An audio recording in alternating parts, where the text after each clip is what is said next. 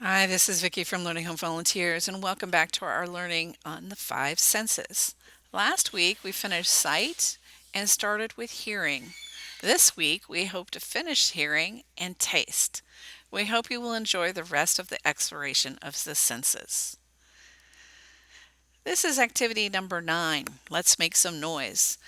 I am so excited to share some of the reasons that music is so important in children's learning, and specifically how rhythm is such an essential learning item for your little one. But before we dive into that, let's talk about the finger symbols. Now, if your children's hands were big enough, they could use the finger symbols using two fingers. You can try sizing the elastic on it, but if you can't get the elastic small enough, don't stress. Have the child hold the top of the symbol with the elastic with a pincer grip, and then hold the second symbol with the second hand. And then you just want to click the two edges together, and it should make a clear bell tone.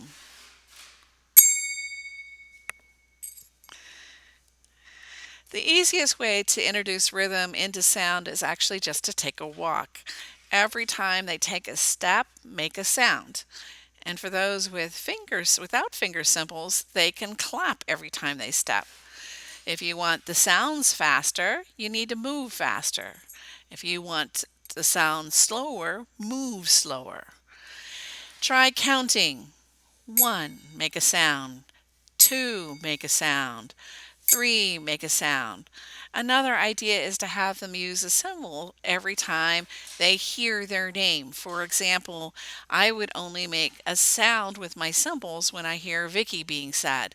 So I call out words, or the words are called out: book, cat, Maria, blue, Vicky, red, Vicky, and green, and so on. This way they can be listening for something specific, and know when to actually do that. Rhythm is really helpful on being able to coordinate their body. It is helpful in recognizing different kinds of patterns so that they can relate to each other and coordinate with others, which is something that they'll do as they enter in school. I hope you forgive us for introducing a noisemaker to your house.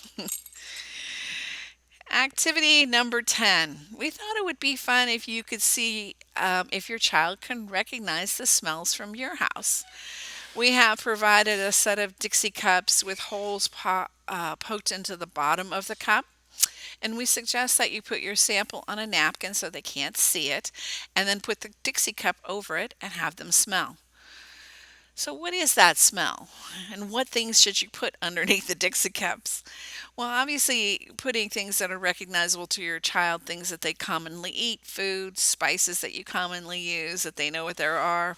But if you're struck on some ideas, here are some things that have a distinct smell: bananas, peanut butter, salty chips or crackers, chocolate, syrup. The water actually making the syrup makes the smell work better.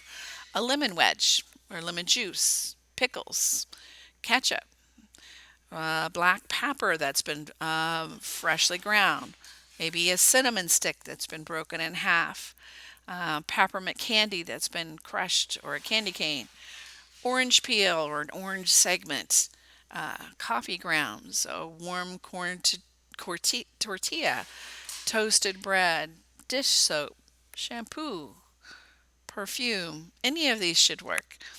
We've also done kind of a testing for everybody to be able to participate called the smell experiment, which is activity number 11. So your whole family can actually make guesses.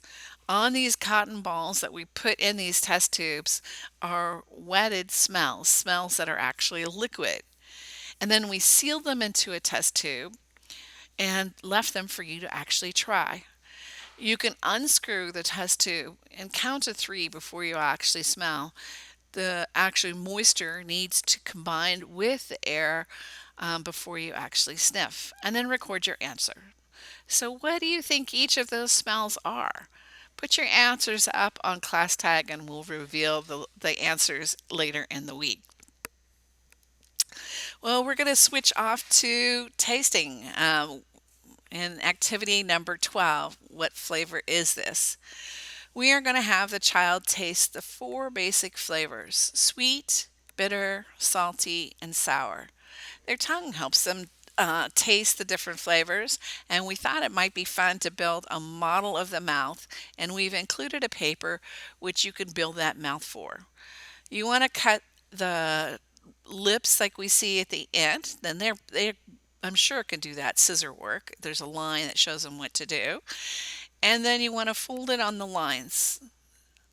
And finally, you'll have everything so that there's the third line in the middle where there's the little square that you want to cut the flap, which will be used for the tongue. Next, once the mouth is built, you can actually put glue on the tongue in the middle. People sometimes found that certain tastes occur more strongly in a particular part of the tongue. We thought that the child might want to mark the place on the tongue where they taste the flavor. Tasting is actually made possible by little taste buds, which you can see in this close up picture of a tongue. You can actually feel the little taste buds with your finger or your fingernail. So let's get to the taste testing. As you remember, we're going to have the child taste the four basic flavors: sweet, bitter, salty, and sour. So we're going to make those flowers. You need 4 cups and you want to fill them with warm water. The warm water will help the items actually dissolve into the water so that they can actually taste them. So in cup one, we want to put a spoonful of sugar and let it dissolve.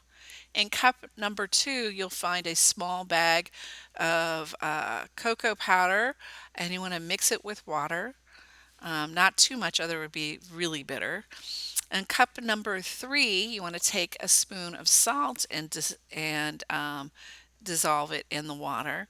And then in cup 4, you want to put a tablespoon of lemon juice and put it in the cup. So with a spoon, you should offer a different spoon for each one of these and have the child taste the flavor. What flavor do they think it is? Where did they first taste it in their mouth? And they could certainly mark it on the tongue. And then can they think of other foods that have this taste? So certainly that sweet flavor is going to be in maybe their cereal or cookies, salty, maybe in potato chips, and so forth and so on. Our next activity is going to combine all of the senses that we've been putting together because we're going to create a scented Play-Doh. So this is activity 14. I'm actually excited to have you guys build some Play-Doh yourself again. It's been a while. This Play-Doh recipe is a flour-based recipe. So before we get started, we want to provide all of the we have provided all of the dry ingredients, but you're going to need to provide us with some hot water and oil. So get your a big bowl out and take out the large Ziploc bag that contains most of the flour ingredients and put it into the bowl. Then you want to add the Kool-Aid and mix that up in the flour mixture. And then add 2 tablespoons of oil to the dry ingredients. And then take the smaller bag, which actually contains salt, and mix it into a pitcher of 1 cup of hot water. Stir it until the salt actually dissolves. Next, you're going to want to add the hot water into the dry ingredients and mix, mix, mix, mix. Get all the lumps out, and the mixture should actually turn into a dough. If there's too much dry ingredients, that aren't wet, then add a little bit more water. If it's too sticky, add a little bit more flour.